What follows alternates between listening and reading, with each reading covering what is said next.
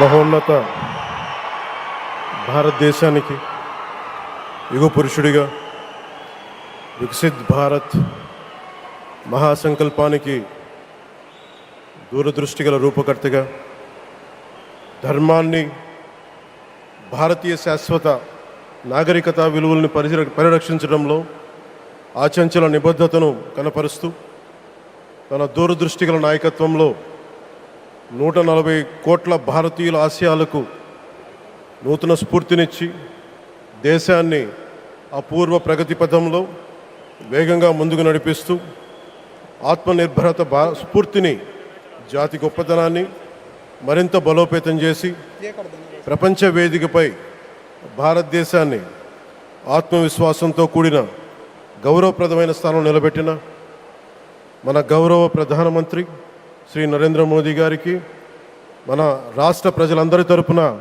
హృదయపూర్వక అభినందనలు తెలియజేస్తున్నాను. వేదికపైన ఆసీనులైన honourable governor of Andhra Pradesh Shri Abdul Nazeer గారికి, విజనరీ లీడర్ శ్రీ గౌరవ ముఖ్యమంత్రి శ్రీ నారా చంద్రబాబు నాయుడు గారికి, honourable union minister civil aviation Kinjarapu Rammohan Naidu గారికి, honourable governor of Goa Shri Pusapati Ashok Gajapathi Raju గారికి, గౌరవ కేంద్ర మంత్రి వర్యులందరికీ,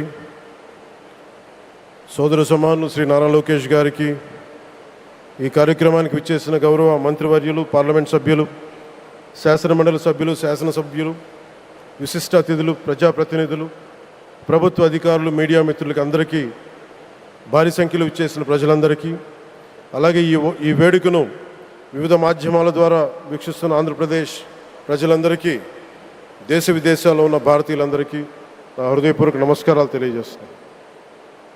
ఈ నేల బానిసగా ఉండదు, ఈ జాతి ఎవరికి తల వంచదని సవాల్ విసిరిన అసామాన్య విప్లవ వీరుడు అల్లూరి సీతారామరాజు గారు. ఆయన పేరు మన ఎయిర్పోర్ట్కి పెట్టడం చాలా చాలా స్ఫూర్తిదాయకం.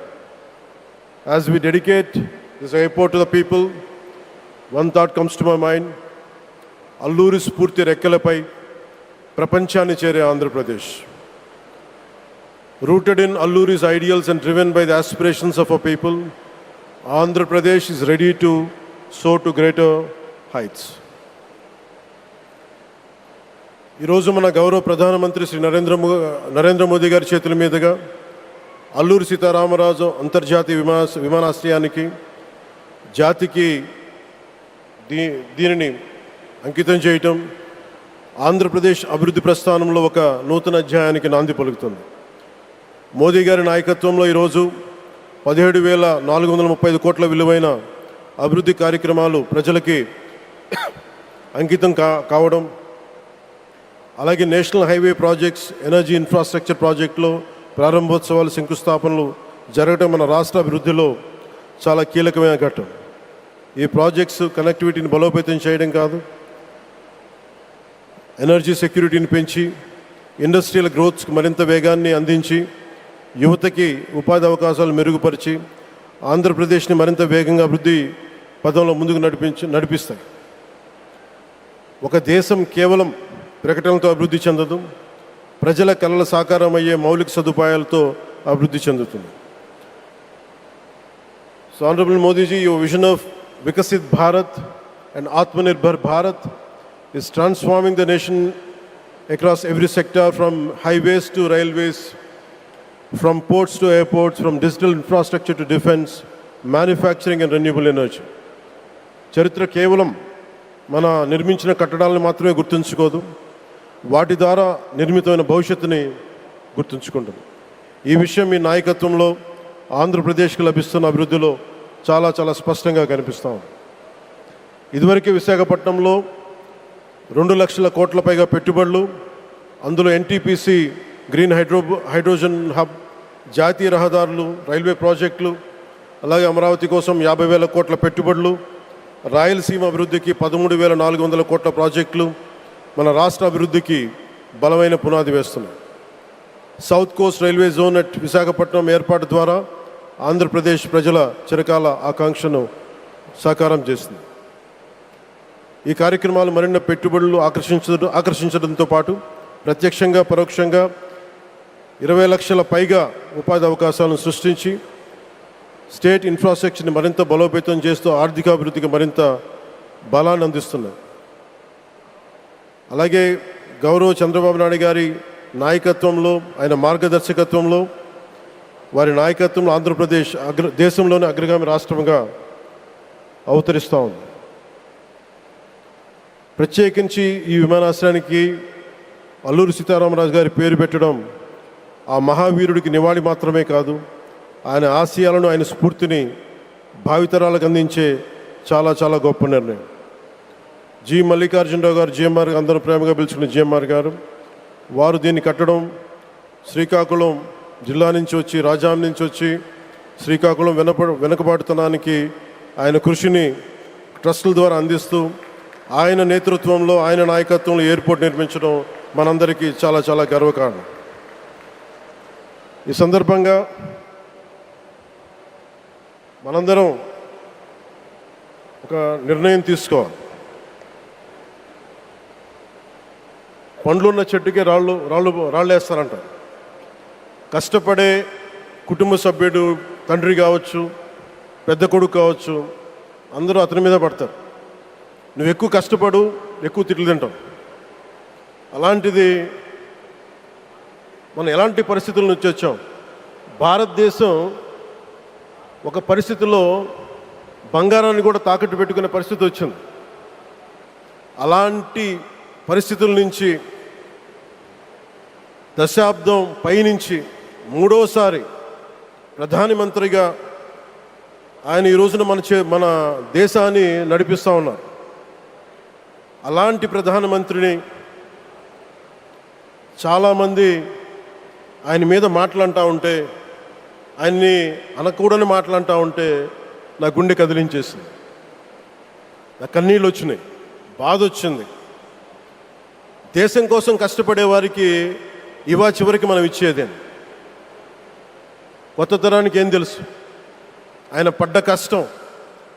ఒక్కరోజు కూడా సెలవు తీసుకోలేదు మన ప్రధానమంత్రి గారు. ఈరోజు పెట్టుబడులు వస్తున్నాయి మనకి, ఒక్కరోజు కూడా సెలవు తీసుకోలేదు.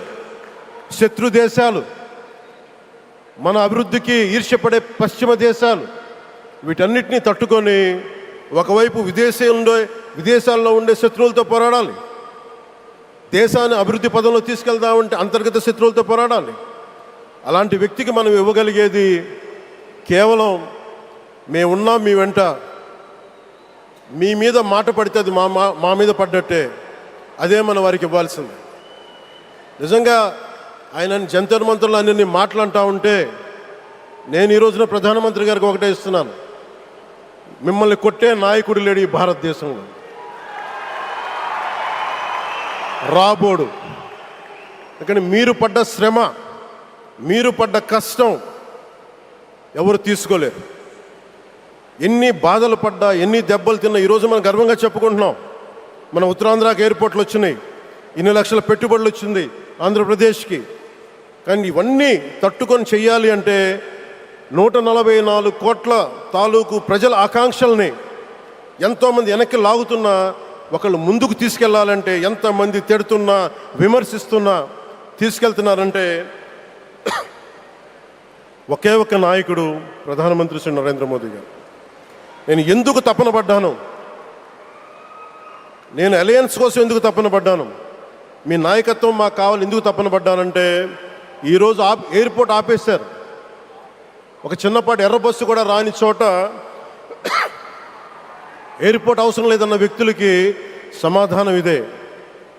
ఇన్ని వేల మందికి ఇన్ని వేల కోట్ల పెట్టుబడి వచ్చింది అంటే ఆశీస్సులు కావాలంటే, దేశం కోసం నిలబడే నాయకుడికి మన అండగా ఉంటే ఏం జరుగుద్దంటానికే ఈ భోగాపురం ఎయిర్పోర్ట్ ఈరోజు ప్రారంభోత్సవం నిలువెత్తు నిదర్శనం. ముఖ్యంగా 25 సంవత్సరాలు లోబడి ఉన్న పిల్లలున్న ప్రతి ఒక్కరికి కూడా నేను ఈ సందర్భంగా తెలియజేస్తున్నాను, పిల్లల్ని సరైన దారిలో పెట్టడం, సరైన సంస్కారాలు నేర్పించడం చాలా చాలా అవసరం. ఈరోజు పొద్దున్నే ప్రధానమంత్రి గారి స్టేట్మెంట్ చూశాను. ఆయన తిట్టిన ఎన్ని దూషించారో వారిని కూడా పెద్ద మనసుతోటి క్షమించారు ఆయన. అలాంటి ప్రధానమంత్రి గారికి మీ పాదాలకు నేను నమస్కారం తెలియజేస్తున్నాను. నిజంగా మీ ఉన్నతి, మీ ఔన్నత్యం ఈరోజు చాలా చాలా స్ఫూర్తిదాయకం. భారతదేశం మీ అందరికీ కూడా, ప్రజలందరికీ కూడా, ఆంధ్రప్రదేశ్ ప్రజలందరికీ కూడా, దేశ ప్రజలందరికీ కూడా ఒక నాయకుడి కష్టాన్ని మనం వెంటనే గుర్తించలేం. ఆయన ఎంత తపన పడుతున్నారు. ఒక కుటుంబాన్ని నడపడం ఎంత కష్టపడుతున్నాం. 140 కోట్ల మంది ప్రజలు నడపడం ఎంత ఆషామాషి వ్యవహారం కాదు. ముందుకు తీసుకెళ్లే నాయకుడికి తెలుస్తుంది. అలాంటి వ్యక్తికి మనం ఏమి ఇవ్వగలం. దేశాన్ని నడిపించడం అంటే రామకార్యం లాంటిది. హనుమంతుడు లంకకు లంఘించినప్పుడు అనేక అవంతరాలు వచ్చినాయి, అనేక అడ్డంకులు వచ్చినాయి. రామకార్యం చాలా గొప్పది.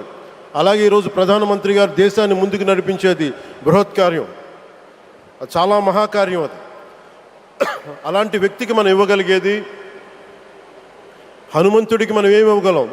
నువ్వెంత గొప్పగా లంఘించావు, ఎంత కష్టపడ్డావు. ఏ దేవతకైనా ఇవ్వాల్సిన స్తుతే. వాళ్ళు మన నుంచి ఏమి కోరుకోరు.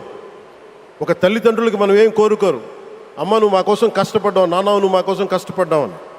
అలాగే ఈ దేశ ప్రధానికి, సెలవు తీసుకోకుండా పనిచేస్తున్న ఈ దేశ ప్రధానికి మనం ఇవ్వగలిగేది, మీరు మా కోసం ఎంత కష్టపడ్డారు, మీరు మా కోసం నిరంతరం ఎంత శ్రమ తీసుకున్నారని చెప్పడమే మనందరి కర్తవ్యం. అలాంటి గౌరవ ప్రధానమంత్రి గారికి మనస్ఫూర్తిగా మీరు అనుకున్నంత కాలం అధికారం మీరు వద్దంటే వదలాలి, కానీ అధికారం మీ చేతుల్లోనే ఉంటుంది. దానికి మేమందరం నిరంతరం కృషి చేస్తామని తెలియజేసుకుంటూ, భారతమాత ముద్దుబిడ్డ మన ప్రధానమంత్రి నరేంద్ర మోదీ గారికి ధన్యవాదాలు తెలుపుకుంటూ, ఒక్కసారి ఆయనకి ఇవ్వగలిగేది భారత్ మాతకి జేజేలు చెప్పుకుంటూ సెలవు తీసుకున్నాను.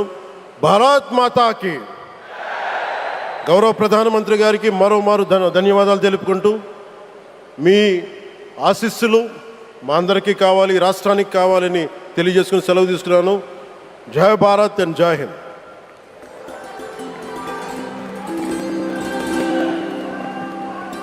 Thank you sir, thank you very much.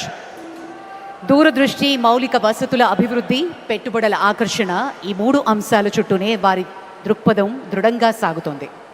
ఆంధ్రప్రదేశ్ను దేశంలోనే అత్యంత వేగంగా అభివృద్ధి చెందుతున్న రాష్ట్రంగా తీర్చిదిద్దాలి అన్నది వారి లక్ష్యం. విమానాశ్రయాలు, పోర్టులు, పారిశ్రామిక corridors, IT hubs, logistics networks, వీటి అభివృద్ధి వారి ప్రాధాన్యత వహిస్తారు. గౌరవనీయులు ఆంధ్రప్రదేశ్ రాష్ట్ర ముఖ్యమంత్రి వర్యులు శ్రీ నారా చంద్రబాబు నాయుడు గారి అమూల్య సందేశం.